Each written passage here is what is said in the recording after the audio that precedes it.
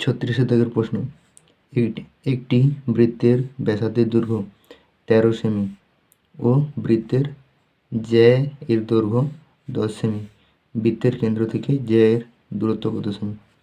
তাহলে এখানে একটা বৃত্ত এঁকেছি, এটা হচ্ছে তার কেন্দ্র, এর ব্যাসার্ধ বলেছে 13 সেমি, ধরলাম এটা তার ব্যাসার্ধ, এটা তার ব্যাসার্ধ, এটা হচ্ছে কত 13 সেমি, 13 সেমি। তবে হচ্ছে ও বৃত্তের জ্যা দৈর্ঘ্য 10 সেমি। বৃত্তের জ্যা মানে যে কোনো একটা জ্যা, এখানে ধরলাম একটা জ্যা টানলাম, যে এটা হচ্ছে 10, এটা হচ্ছে 10 সেমি, এটা হচ্ছে জ্যা, এটা নাম দিয়ে দিই AB, এর এটা হচ্ছে জ্যা, এটা হচ্ছে জ্যা দৈর্ঘ্য 10 সেমি। দিয়ে বলছে বৃত্তের কেন্দ্র থেকে জ্যা দৈর্ঘ্য বলছে এখান থেকে এই জ্যা দৈর্ঘ্য কত, তাহলে এটাকে একটা,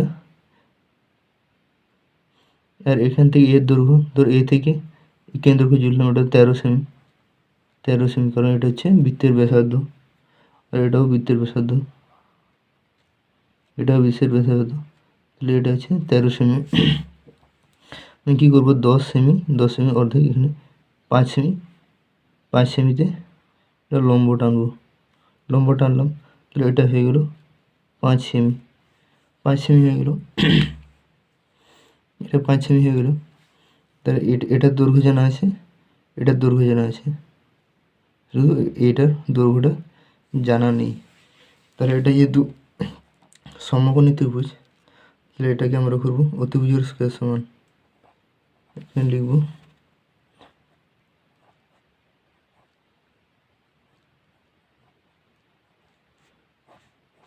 অতিভুজের স্কয়ার সমান লম্ব স্কয়ার, লম্ব স্কয়ার প্লাস ভূমি স্কয়ার, ভূমি স্কয়ার, ভূমি স্কয়ার। অতিভুজ হচ্ছে 13 সেমি, তাহলে 13 স্কয়ার সমান, তারপরে লম্ব তো আমাদের জানা নেই, ভূমি হচ্ছে এটা, এটা হচ্ছে 5 সেমি, তাহলে লম্ব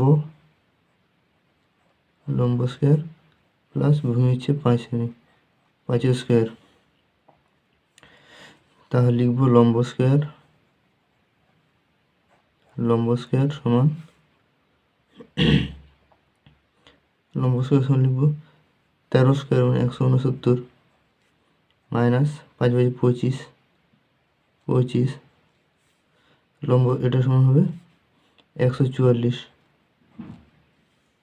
144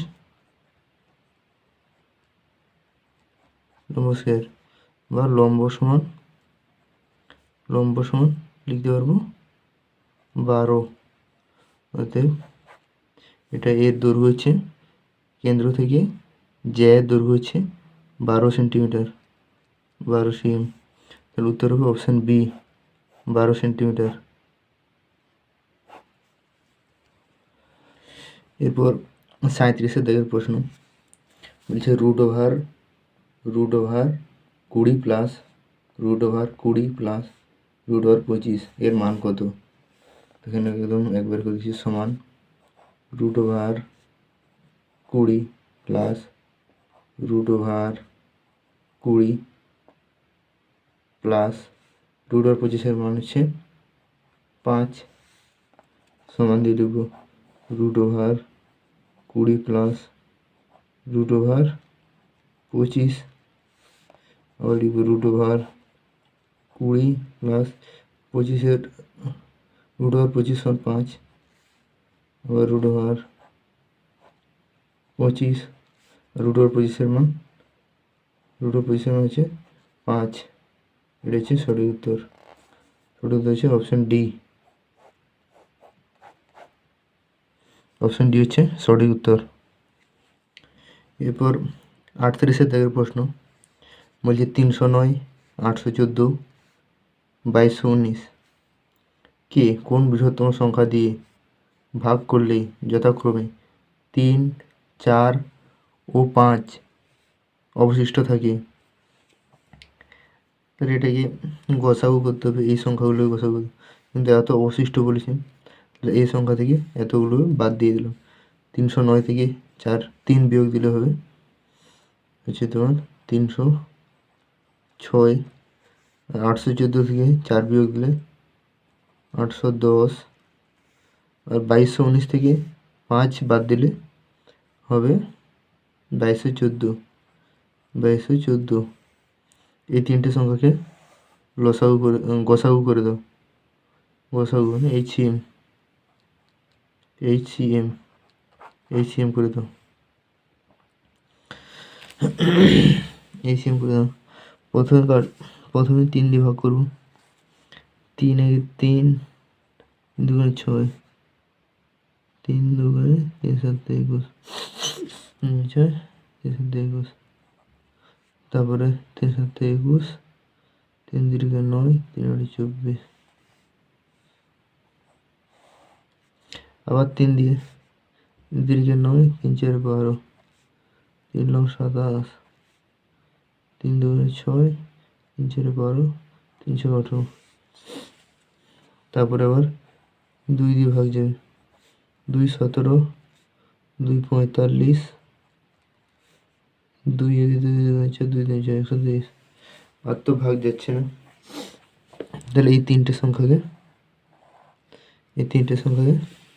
গুণ করে দাও। HCM সমান সমান 3 × 3 × 2 সমান 18। 18 হচ্ছে সঠিক উত্তর। অপশান এ হচ্ছে সঠিক উত্তর, 18। 39 দেখে প্রশ্ন বলছে, একজন মালি 17,956টি গাছের চারা এমনভাবে রোপণ করলেন যাতে একটি শ্রেণীতে যতগুলি গাছ আছে ঠিক ততগুলি শ্রেণী হলো। একটি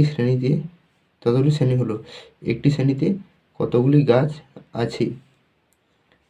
মালি ধরো একটা শ্রেণী, ধরে নাও এই যে একটা শ্রেণী, এখানে যতগুলো গাছ লাগিয়েছে ততগুলি হচ্ছে তোমার এরকম সারি আছে। মানে এখানে যতগুলো গাছ লাগিয়েছে এদিকেও ততগুলো সারি আছে। তাহলে এক কথায় বলতে গেলে যে 17,956 বর্গমূল বের করতে হবে। এখানে 4টে অপশান দেওয়া আছে, তো এর উত্তর হবে অপশান বি। অপশান বি হচ্ছে সঠিক উত্তর। এটা আমি গুণ করে দেখিয়ে দিচ্ছি। 134 আর 134, 4 4 16 6, 4 4 16 4 হলো 1, 4 3 12, 13 3 হাতে হলো 1, 4 4 5, 3 4 12, 2 হাতে হলো 1, 3 10 0 হাতে হলো 1, 3 3 4, তারপরে 134,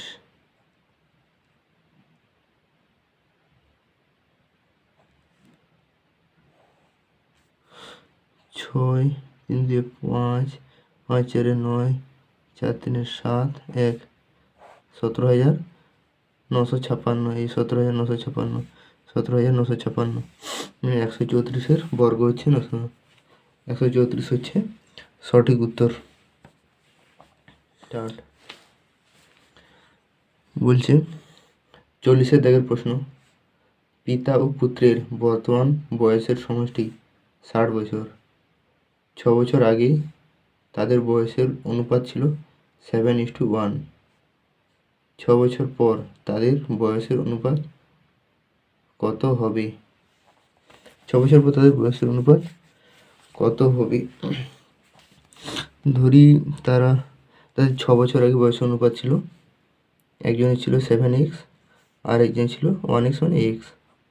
এটা হচ্ছে 6 বছর আগে তাদের বয়সের অনুপাত। আর বর্তমানে +6 করলে বর্তমান হয়ে গেল +6। এদের সমষ্টি হচ্ছে 60। এই যে বলছে পিতা ও পুত্রের বর্তমান বয়সের সমষ্টি 60 বছর, তাহলে এই দুজনের যোগ করলে 60 বছর হবে। বা এটাই যোগ করে দাও, 8x হবে, 7x আর x 8x প্লাস 6 আর 6 12 সমান 60 বা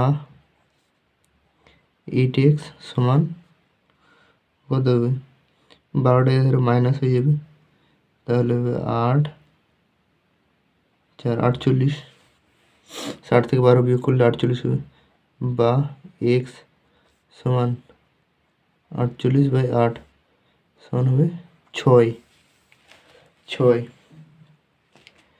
এদের বর্তমান বয়সগুলো এতগুলো ধরেছিলাম 7x প্লাস 6 আর একজন ধরেছিলাম x প্লাস 6 কিন্তু বলছে 6 বছর পরে তাদের বয়স অনুপাত কত হবে তাহলে এখানে লিখি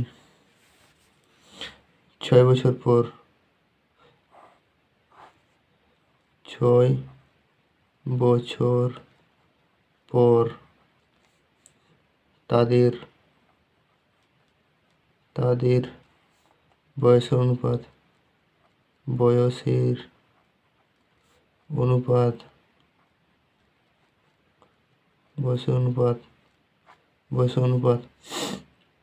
তাদের বর্তমান বয়স হচ্ছে 7 ইন্টু 6 প্লাস 6 এটা হচ্ছে তাদের বর্তমান বয়স তার সঙ্গে আরও 6 বছর পর আরও 6 যোগ করলাম এটা হচ্ছে তার পিতা ইস্টু তার পুত্র এক্স মানে 6 ধরলাম 6 প্লাস 6 এটা বর্তমান হয়ে গেলো তার সঙ্গে আরও 6 বছর পর যোগ করলাম এটা হচ্ছে এটা অনুপাত বের করলে হয়ে যাবে সমান 7 42 প্লাস 12 ইস্টু এটা হচ্ছে 18 সমান হবে 4 54 ইস্টু 18 এটা 18 দিকে 18 3 54 আর 18 দিকে 18 তাহলে 3:1 হচ্ছে সঠিক উত্তর হবে অপশান সি হচ্ছে সঠিক উত্তর 3:1